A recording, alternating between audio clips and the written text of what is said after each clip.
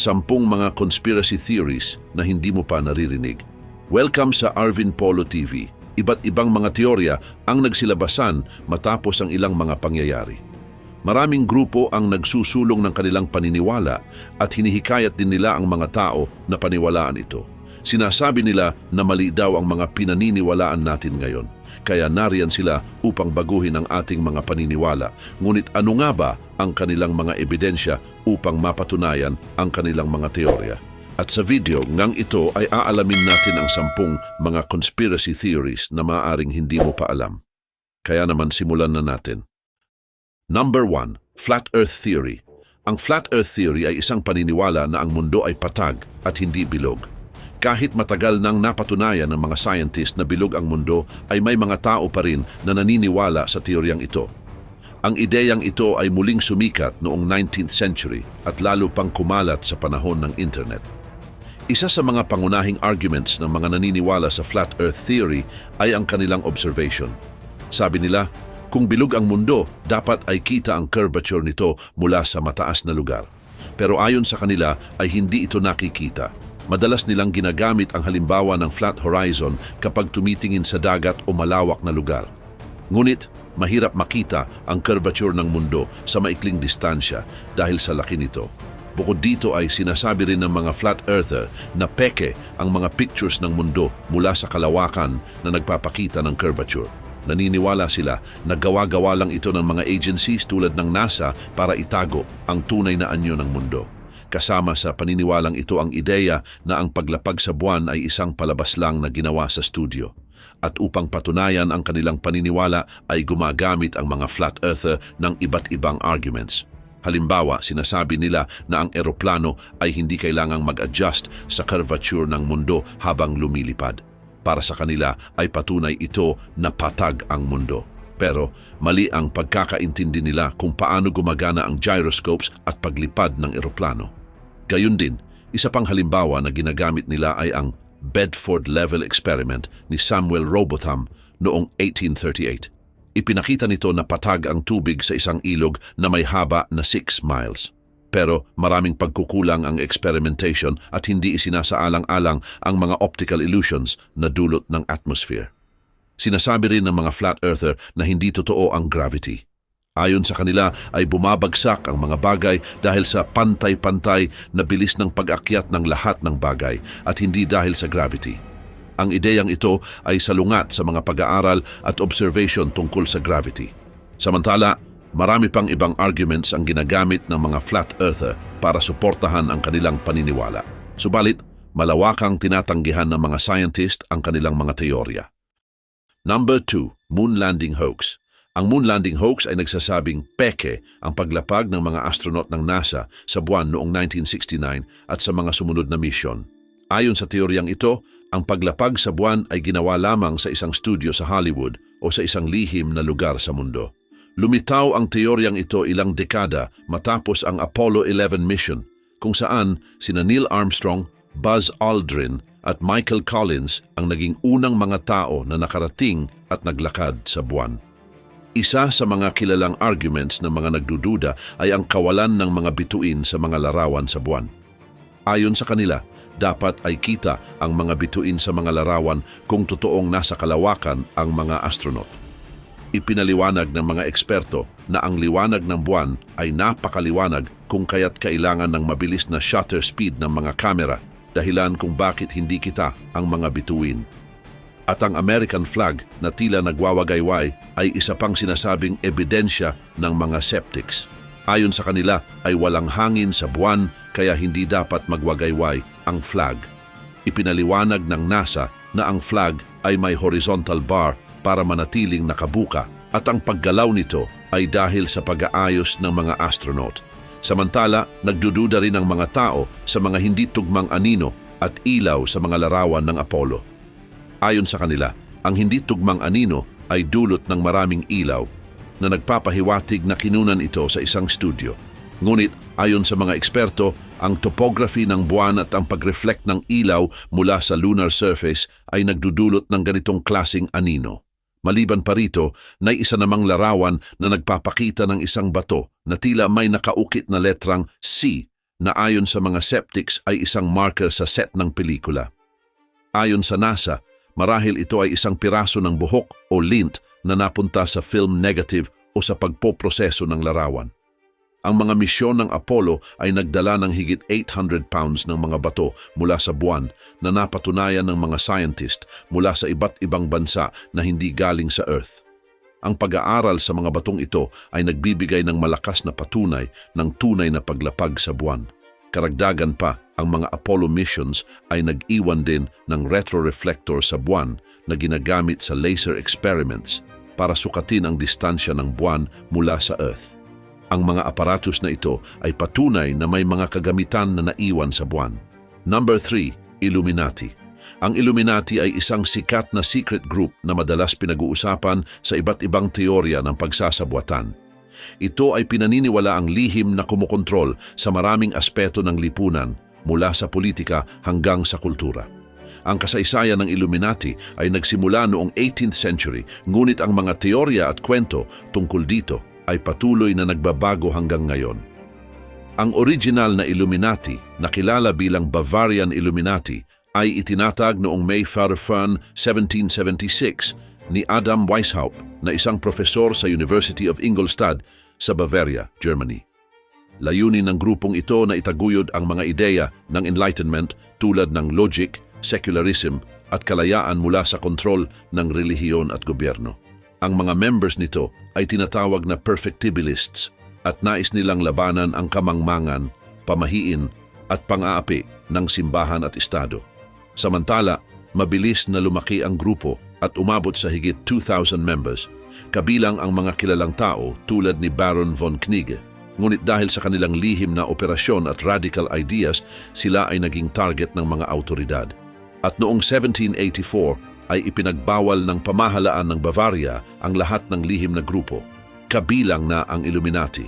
Marami sa mga members nito ang naaresto at ang organization ay tuluyang nawala. Pero sa kabila ng pagkawala ng original na Illuminati ay patuloy ang mga haka-haka at teorya tungkol sa kanilang impluensya. Sa mga sumunod na siglo, ang Illuminati ay naging paksa ng maraming teorya ng pagsasabuatan.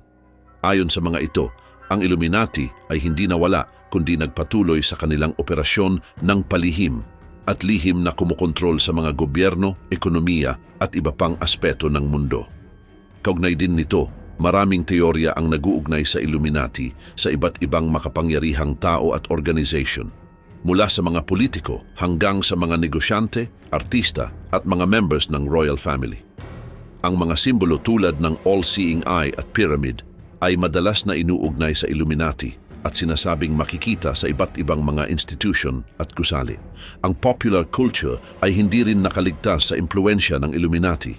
Ang mga musician tulad ni Jay-Z, Beyoncé at Madonna ay madalas na inaakusahang members ng Illuminati dahil sa paggamit ng mga simbolong kaugnay nito sa kanilang mga musika at palabas.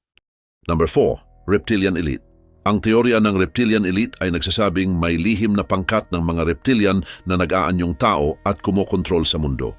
Ang ideyang ito ay naging tanyag dahil kay David Icke na isang dating sports broadcaster na ngayon ay kilala sa mga conspiracy theories. Ayon kay Icke, ang mga reptilian elite ay mga nilalang mula sa isang ibang dimension na tinatawag na fourth dimension.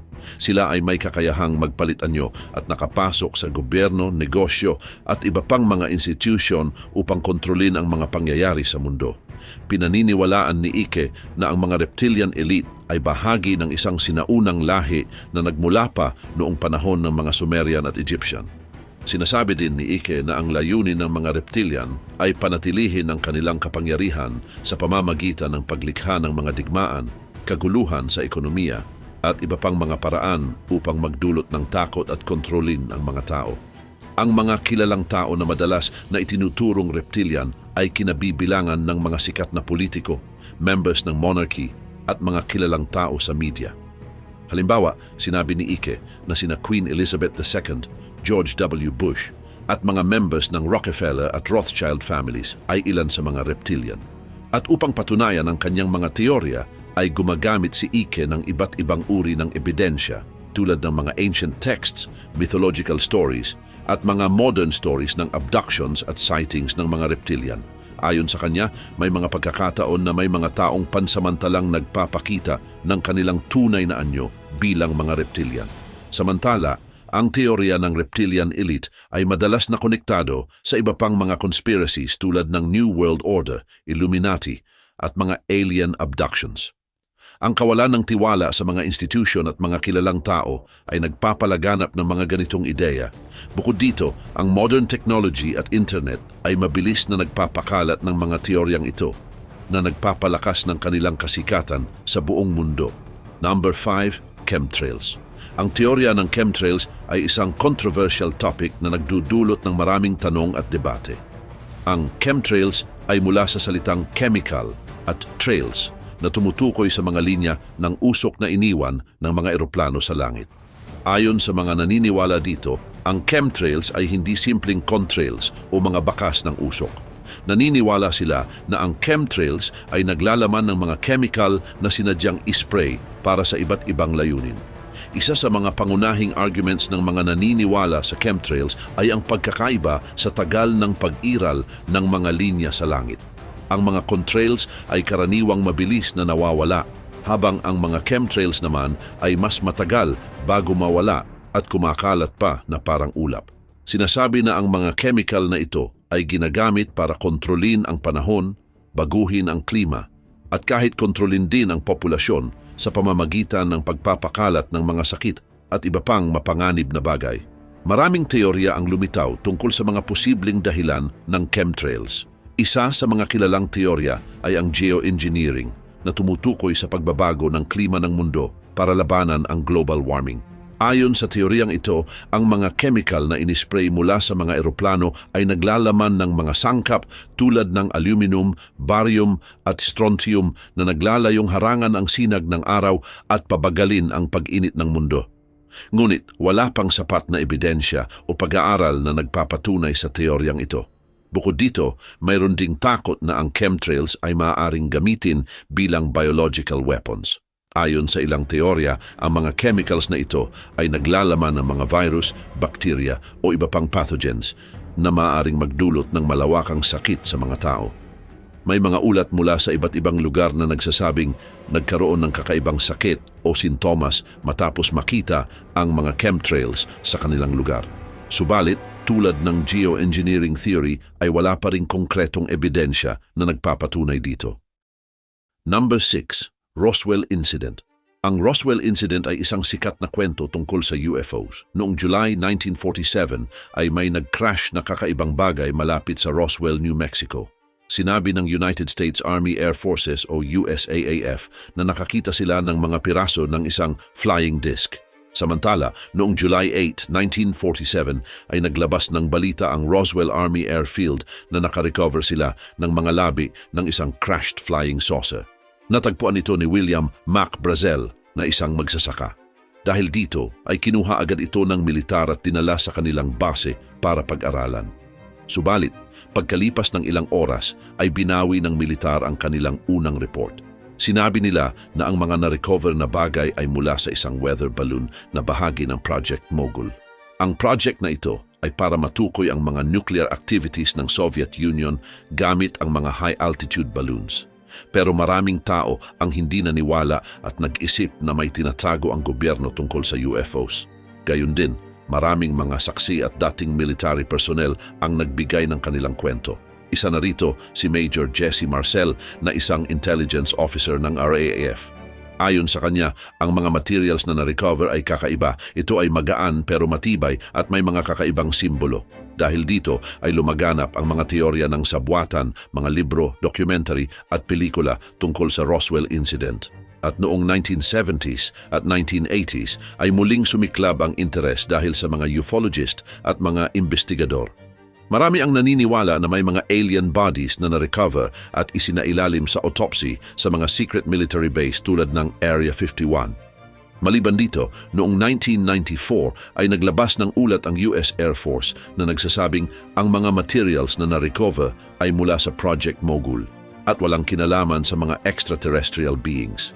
Pero imbes na matapos ang mga teorya, ay lalo pang lumawak ang interes at pagdududa ng publiko. Sa kabila nito, ang Roswell incident ay nananatiling kontrobersyal at misteryoso. Naging simbolo din ito ng interes ng tao sa mga bagay na hindi maipaliwanag at sa paghahanap ng kasagutan sa tanong na, nag-iisa ba talaga tayo sa universe? Number 7. Dead Internet Theory. Ang Dead Internet Theory ay isang teorya na nagsasabing karamihan ng mga bagay na nakikita natin sa internet ay hindi nagawa ng mga totoong tao. Ayon sa teoryang ito ay marami sa mga post, comments at contents ay gawa na ng mga bot o mga programs na gumagamit ng artificial intelligence o AI. Sinasabi ng mga naniniwala dito na nagsimula ito noong 2016 nang sinimulang kontrolin ng malalaking kumpanya at gobyerno ang internet para impluensyahan ang opinyon ng mga tao.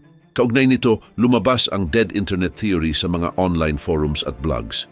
Napansin ng ilang tao na parang paulit-ulit ang mga comments at reactions sa iba't ibang website. Marami rin silang nakita na peking account na ginagamit para kontrolin ang mga usapan sa internet. Ayon sa mga naniniwala sa teoryang ito raw ay patunay na hindi na totoo ang malaking bahagi ng online communication. Dagdag pa rito, sinasabi rin ng teorya na ang mga bot at artificial intelligence ang gumagawa ng karamihan sa mga content sa internet. Hindi lang sila nagpo-post ng mga comments at articles, kundi nakikisali rin sila sa mga usapan para magmukhang tunay. Ang mga bot na ito ay magaling magpanggap bilang mga tao, kung kaya't mahirap nang malaman ang kaibahan nila sa totoong gumagamit. Ayon sa teorya, ang mga malalaking kumpanya at gobyerno ang may kontrol sa mga bot na ito. Layunin nilang kontrolin ang impormasyon at opinyon sa internet para sa kanilang sariling interes. Halimbawa, maaaring gamitin ng isang kumpanya ang mga bot para magmukhang maraming tao ang sumusuporta sa kanilang produkto o ideya kahit na hindi ito totoo. Subalit marami ring tao ang hindi naniniwala sa teoryang ito. Sinasabi nila na ang Dead Internet Theory ay nagpapakita ng paniniwala na ang technology ang nagdidikta ng takbo ng lipunan. Totoo na may mga bot sa internet pero hindi ibig sabihin nito na wala ng totoong tao na gumagamit. Ayon sa mga kritiko, ang ganitong teorya ay maaaring magdulot ng takot at kawalan ng tiwala sa technology. Sa katunayan, ang Dead Internet Theory ay isang teorya na nagbibigay ng kakaibang pananaw tungkol sa kalagayan ng internet. Number 8. Project Bluebeam. Ang Project Bluebeam ay isang teorya ng pagsasabuatan na unang ipinakilala ni Serge Monast, na isang journalist mula sa Canada. Ayon kay Monast, ang Project Bluebeam ay isang lihim na plano ng NASA at ng United Nations na gustong magtatag ng isang global na relihiyon gamit ang advanced na technology ng holograms at mind control. Ang layunin umano ng proyektong ito ay magtatag ng isang New World Order na magbibigay ng kumpletong kontrol sa mga elite sa buong mundo. Sa kanyang mga letters at statements ay ipinaliwanag ni Monast ang 4 na pangunahing hakbang ng Project Bluebeam. Ang unang hakbang ay ang pagsira sa lahat ng umiiral na relihiyon sa pamamagitan ng pagpapakita ng mga peking archaeological discoveries. Ito ay magdudulot ng pagdududa sa mga paniniwala ng tao at magpapahina sa tiwala sa mga pangunahing relihiyon. Samantala, ang pangalawang hakbang ay ang paggamit ng advanced holographic technology upang ipakita ang iba't ibang image ng mga Diyos at santo mula sa iba't ibang relihiyon. Layunin nito na ipakita na ang lahat ng relihiyon ay nagkakaisa at ang lahat ng Diyos ay iisa na magdudulot ng isang bagong universal religion. Ang ikatlong hakbang ay ang paggamit ng telepathic mind control technology upang magpadala ng mga mensahe ng bagong Diyos sa isipan ng mga tao. Ang technology na ito ay gagamitin upang kontrolin ang iniisip at nararamdaman ng mga tao at pilitin silang sumunod sa bagong relihiyon. Karagdagan pa dito, ang pang-4 na hakbang ay ang paglikha ng iba't ibang supernatural events gamit ang artificial intelligence at iba pang advanced technology. Ang mga pangyayaring ito ay magsisilbing patunay ng kapangyarihan ng bagong Diyos at ng New World Order. Ayon kay Monast, ang technology na gagamitin sa Project Bluebeam ay may kakayahang magpakita ng mga 3-dimensional holograms na makikita mula sa iba't ibang bahagi ng mundo. Bukod dito, ang paggamit ng extremely low frequency waves ay maaaring magpadala ng mga mensahe sa utak ng mga tao na magmumukhang telepathic communication mula sa Diyos. Sa kabilang banda ay maraming kritiko ang nagsasabing ang Project Bluebeam ay isang modernong alamat at isang teorya na walang sapat na ebidensya. Number 9, Black Knight Satellite. Ang Black Knight Satellite ay isang misteryosong bagay na umiikot sa Earth. Maraming naniniwala na ito ay isang lumang satellite mula sa mga alien at matagal na itong nasa orbit ng ating planeta. Dahil dito ay maraming kwento at teorya ang lumabas tungkol dito. Noong 1899 ay napansin ito ni Nikola Tesla na isang sikat na inventor. Nakatanggap siya ng kakaibang signal mula sa kalawakan gamit ang kanyang radio equipment. Ayon sa kanya ay parang galing ito sa isang bagay sa kalawakan na hindi niya maipaliwanag. Pero maraming scientist ang nagsabing baka natural na signal lang ito mula sa kalikasan. Ngunit noong 1954 ay muling napag-usapan ang Black Knight Satellite. Sinabi ni Donald Keyhoe na isang dating opisyal ng United States Marine Corps na may nakita ang US Air Force na dalawang misteryosong satellite na umiikot sa Earth. Walang bansa ang umamin na nagpadala ng mga satellite na ito kung kaya't maraming nag-isip na baka ito nga ang Black Knight. Kaugnay nito, noong 1960 ay natagpuan ng US Navy ang isang bagay sa orbit ng Earth na hindi nila kilala.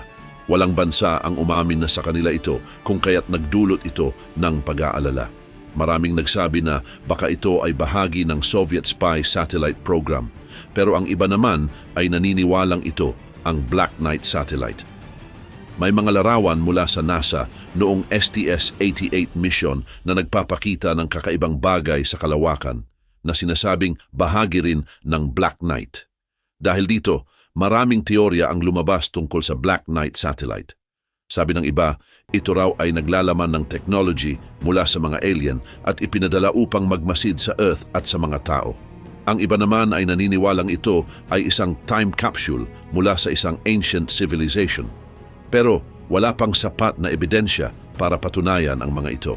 Ayon naman sa mga scientist, posibleng ang mga kakaibang bagay na nakikita ay dahil lang sa natural phenomena o mga kalat mula sa space debris. Halimbawa, ang mga larawan mula sa NASA ay maaaring mga piraso ng lumang satellite o rocket stages na naiwang lumulutang sa kalawakan. Number 10. Hollow Earth Theory. Ang Hollow Earth Theory ay nagsasabi na ang ating planeta ay hindi solid mass, kundi may malaking space sa loob nito. Ang idea na ito ay mula sa iba't ibang kultura at alamat, ngunit naging sikat sa makabagong panahon dahil sa mga authors at iba't ibang teorya. Samantala, isa sa mga unang kilalang taga-suporta ng Hollow Earth Theory ay si Edmund Halley, na isang astronomer noong 17th century. Sinabi ni Halley na ang Earth ay may maraming patong-patong na mga sphere na may sariling mga atmosphere at posibleng may mga nilalang na nakatira rito. Ang idea ni Halley ay nagbigay ng inspirasyon sa maraming speculations at karagdagang teorya tungkol sa loob ng Earth. At noong 19th century ay mas maraming tao ang naniwala sa Hollow Earth Theory dahil sa mga authors tulad nina John Cleves Simes Jr. at Cyrus Stead. Sinabi ni Simes na may malalaking butas sa mga North at South Pole na nagdadala sa mga internal world. Naniniwala siya na may mga nilalang na nakatira sa loob ng Earth na hindi pa natutuklasan. Si Stead naman ay nagsabi na tayo ay nasa loob ng isang concave na Earth at lahat ng ating nakikita ay nasa loob din nito. Subalit noong 20th century ay muling sumikat ang teorya dahil sa mga katang-isip at akda. Ang nobela ni Jules Verne na Journey to the Center of the Earth ay naglarawan ng isang kamangha-manghang mundo sa ilalim ng Earth's crust. Ang ganitong uri ng akda ay nagpasigla ng imagination ng publiko at nagbigay inspirasyon sa maraming teorya at kwento tungkol sa Hollow Earth.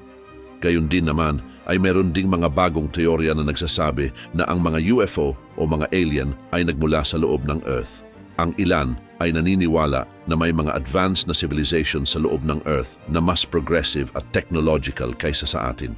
Ang mga teoryang ito ay kadalasang konektado sa mga kwento ng mga nakatagong lungsod tulad ng Agartha o Shambhala na sinasabing matatagpuan sa loob ng Earth.